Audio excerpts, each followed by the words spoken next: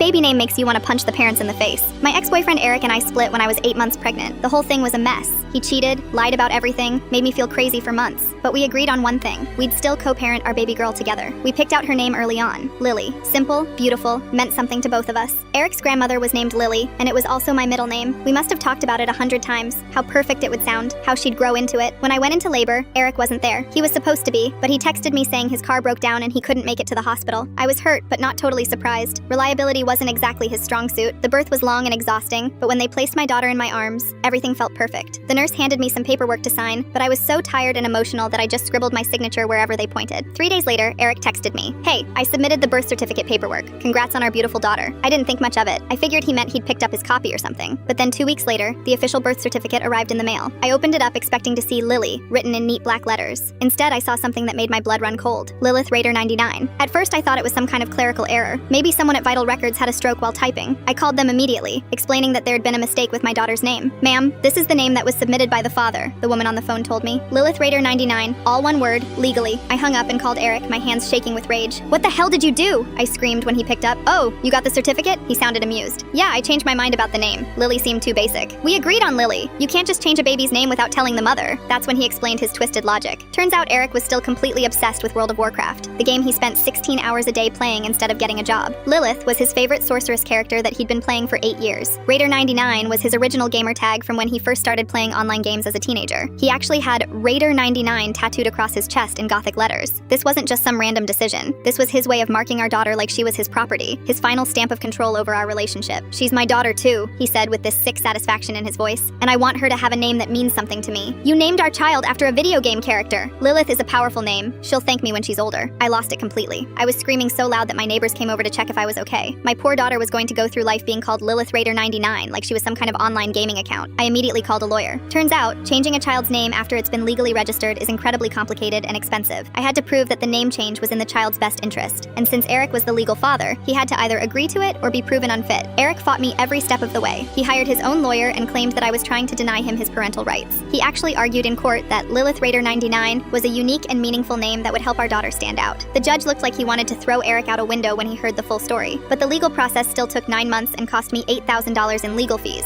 I had to work double shifts as a waitress just to afford it, barely seeing my baby while fighting to give her a normal name. Finally, the judge ruled in my favor. He said that naming a child after video game characters with numbers attached was clearly not in the child's best interests and could subject her to unnecessary ridicule and hardship. The day I got the new birth certificate with Lily printed on it, I cried harder than when she was born. My daughter was 2 years old by then, just starting to say her own name. Eric still refers to her as Lilith when he picks her up for his weekend visits. But legally, officially, she's Lily, just like we originally agreed.